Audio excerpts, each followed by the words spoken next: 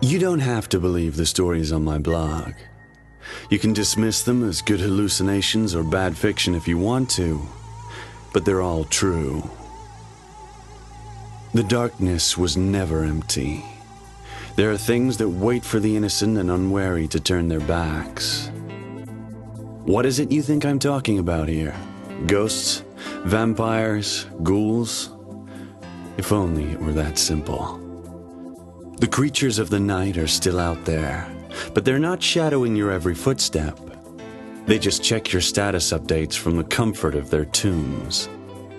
All I ever wanted was to be a do-it-yourself style reporter, but more often than I like, I find myself becoming part of my stories. It turns out gods and monsters don't like their secrets getting out any more than your standard politician or celebrity. We all know how this is going to turn out in the end. I'm already long overdue for jail, the loony bin, or a guest of honor spot at a monster buffet. But until that fateful day, I'm not going to back down or give up. My name is Brian Foster, and some people call me the Night Blogger.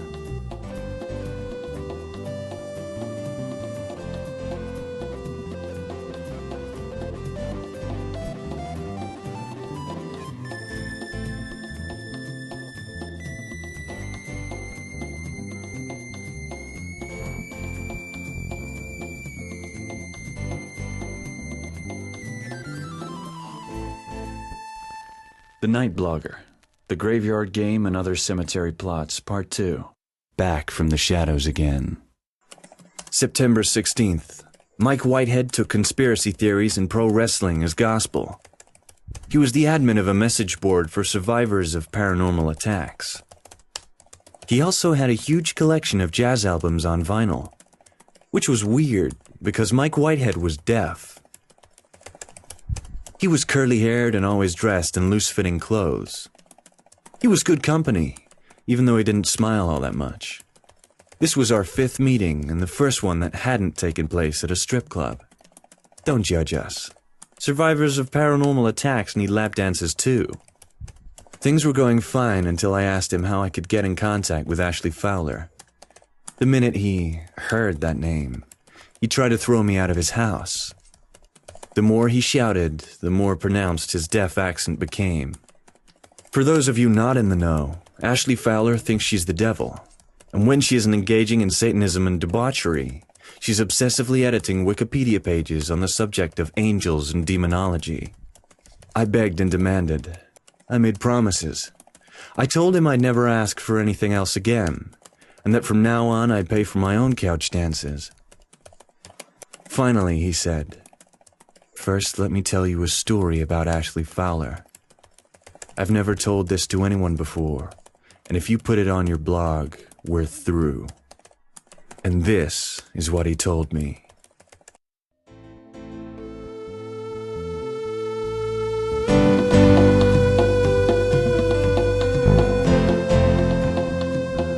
Back then, I was the drummer of a 6-man jazz combo called the 50 Fingers. We were pretty popular among Albany's rich and famous. We used to play at the Fort Orange Club all the time. You know, private club, big bucks. Even the governor was a member. One time, Jack Nicholson was there. He tipped us $100 each.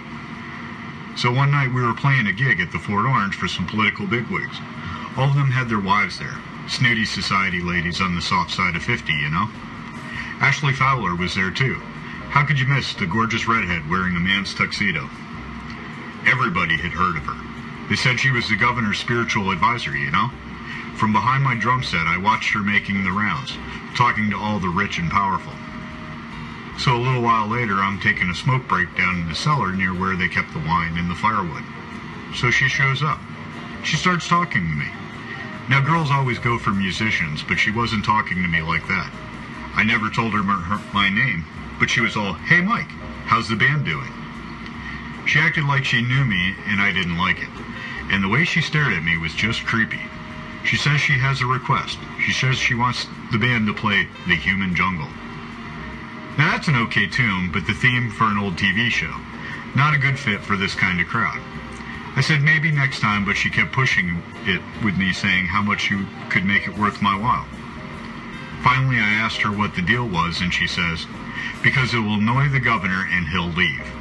When he gets home early, he'll find a surprise waiting room, but we've got to get the timing just right, Mike. I put out my smoke and told her that the 50 Fingers don't do requests, and especially not so some screwy lady can annoy the governor. Especially not for some screwy lady that everyone says shot her dead. And then she spits in my face and says, you should have listened. You'll listen now. I didn't see her again, and the rest of the gig went fine. Next morning I wake up and I can hear wind chimes. I didn't have any wind chimes. I figured it was coming from my neighbor's apartment, so I just got dressed and went on with the things I had to do. But everywhere I go, I'm still hearing the sound, and it's getting louder. I thought maybe it was just water in my ears or something like that.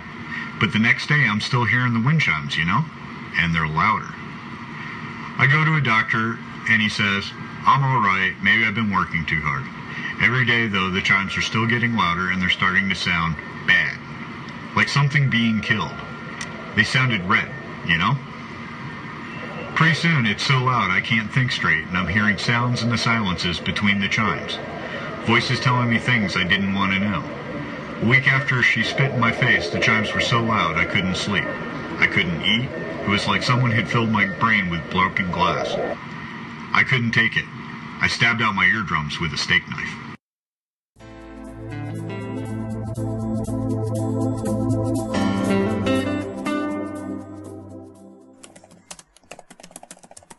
Then Mike told me the last part of his story, the worst part.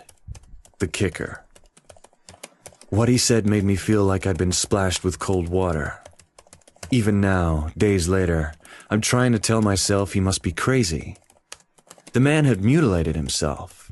How could he not be? But it didn't matter if he was insane or not. Sarah was counting on me, and this might be her only chance. Finally, Mike gave me Ashley Fowler's private number. I don't want to think about why he would still be in contact with her. In a way, it makes what Mike told me at the end all the worse.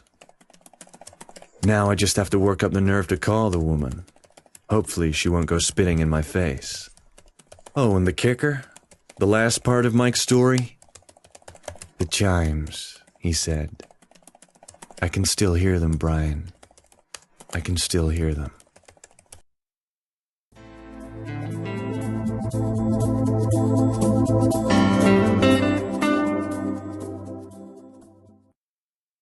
September 25th.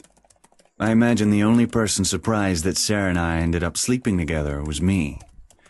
You knew it was going to happen. She knew it was going to happen. Even my boss and landlady, Mrs. Vincenzo, knew it was going to happen. It was the day after our first night together that I decided it was about time I asked her for a date.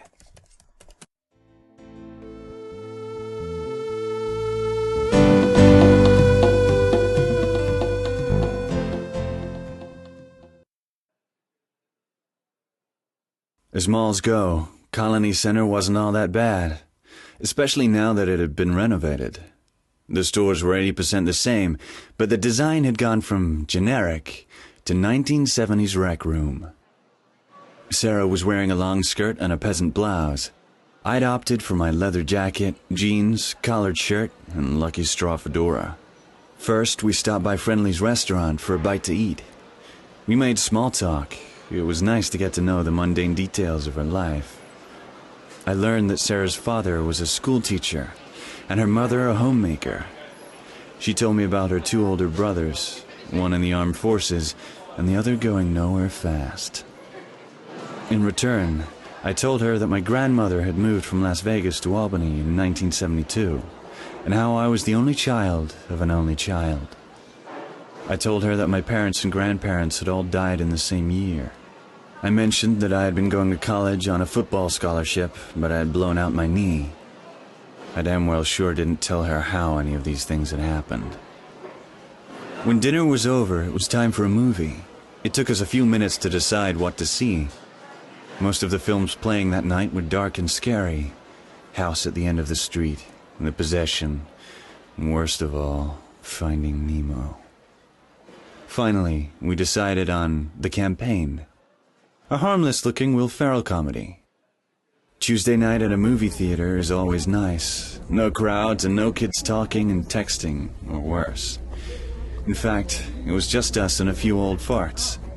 We watched the commercials, the previews, and the requests to keep it quiet.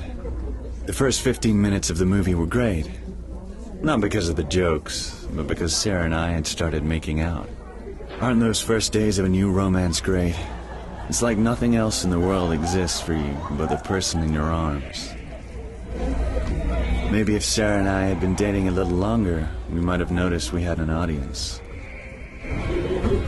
The man staring at us was pudgy and gray. His grin shone through the shadows that hid the rest of his face. Brian Foster? He sounded just like the guy from Mary Poppins that had kept floating up to the ceiling. And I knew that voice. It had spoken my name before, a month ago on Bus 55. I said, "We don't want any trouble." He says he doesn't want any trouble. Laughter rippled through the theater. I could see other figures getting out of their seats. More gray monochrome clowns with smeared makeup and empty eyes. Apparently the forces of evil like Will Ferrell comedies too. Sarah asked, "Who are you?" I'm Mr. Jack, and I'm your new best friend. Mr. Jack took another step forward, letting us see him clearly. Letting us see that his clown face wasn't grease paint at all. It was oil, ashes, and dried blood. His fellow clowns were making their way towards us, climbing over the rows of seats or shuffling down the aisles. Their oversized shoes made them clumsy and slow. The girl Mr. Jack breathed. is coming with us. The bus is waiting. She has places to do, things to be. By the time Sarah and I had gotten to our feet, we were surrounded. I racked my brain for something intimidating or brave to say, then gave up and threw my big gulp drink right into Mr. Jack's grinning face. He didn't shout or scream. He just giggled. And then the screen went dark and all the lights went out, even the exit signs. The only thing we could see was a half-dozen toothy grins moving towards us through the black. Run! I shouted, but Sarah was already moving. We headed the other way down our row, away from Mr. Jack. One of his fellow clowns was coming up on us from the other direction. I threw a punch, a right cross hitting him on the side of the head. The clown's skin felt cold and grimy against my knuckles. That smile disappeared, but there were still more coming. Sarah squealed in protest when I lifted her up in a fireman's carry. My knee wasn't too happy about it either. Filthy hands clawed at me as I ran. I dodged grins and tried to judge where the emergency exit would be. I kicked over old sodas and stomped on the occasional clown head. Both left my shoes splattered and wet. Finally, my eyes had adjusted enough to the darkness for me to realize that I had been heading in the opposite direction of the emergency exit.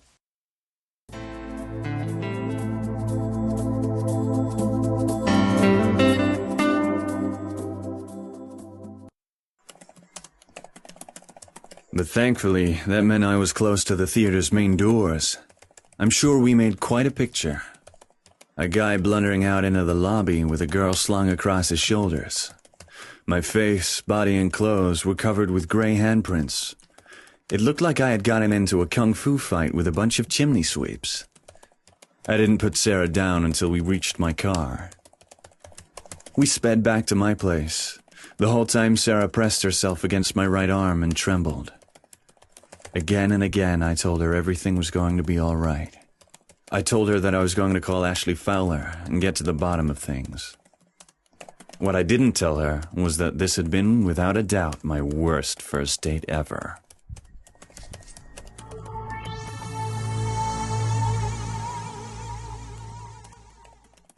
October 2nd. Sarah offered to go with me, but I wouldn't let her. I was trying to shield her from the insanity that had taken over my life, not make her a part of it. At 4:30, I got ready. Getting dressed was the hardest part.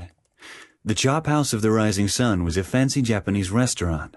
and while I had only one pair of dress slacks and only one tie to my name, I still had to wonder, should I wear my straw fedora?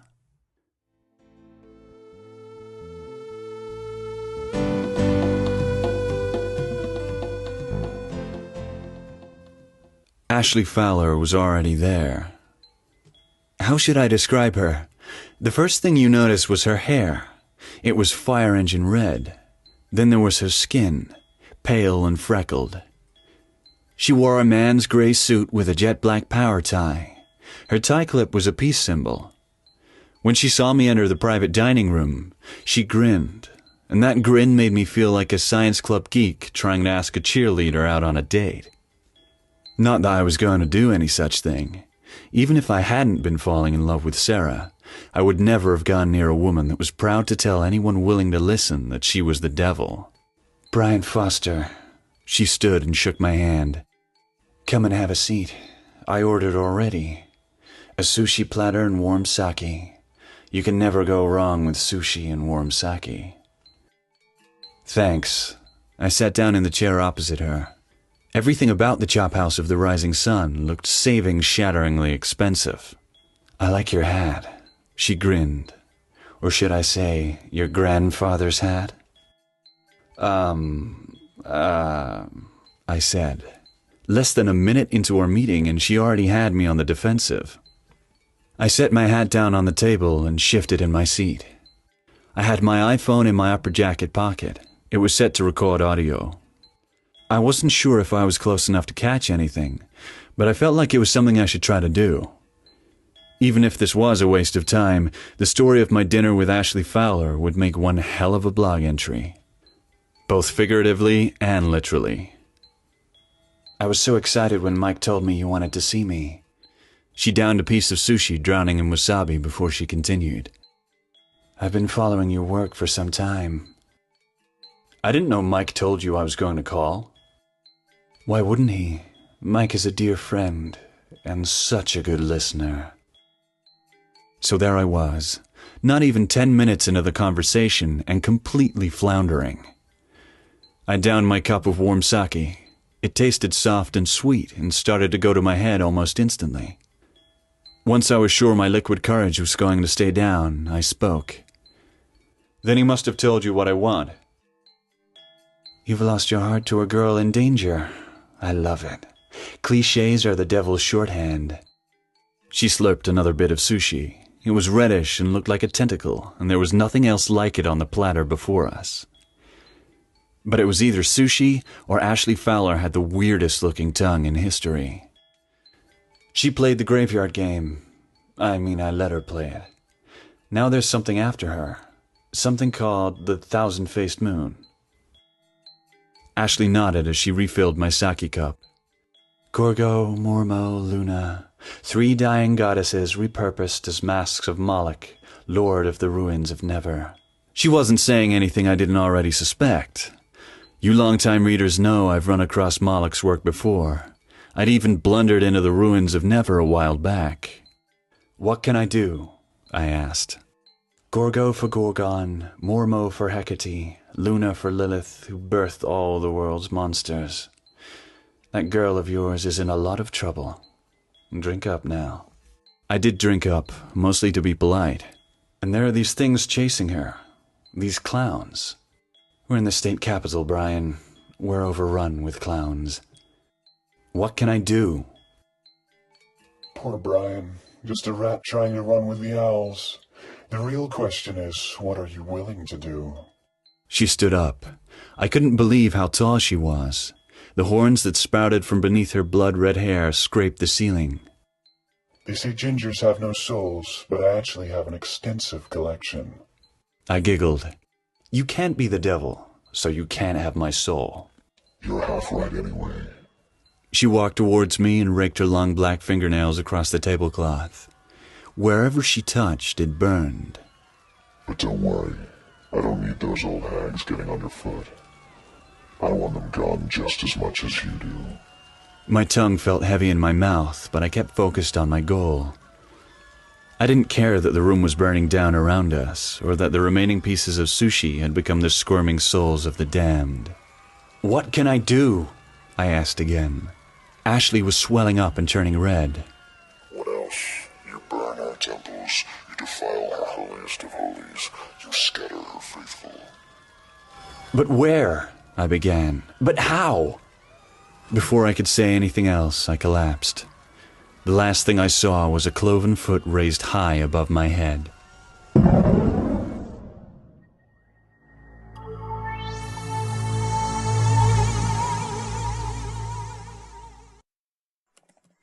I woke up hours later on the floor of the restaurant's private dining room. There was no fire. There were no screaming damned. Both you and I know she had to have drugged my drink. That's obvious, isn't it? When I tried to listen to the playback of the conversation on my iPhone, I discovered that all my audio files had been replaced with Journey songs. Thankfully, she also left me something else.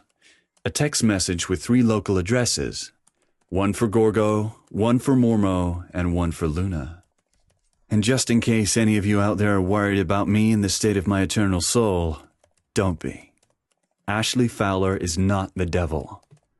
Because if she was, she wouldn't have left me with a check for dinner.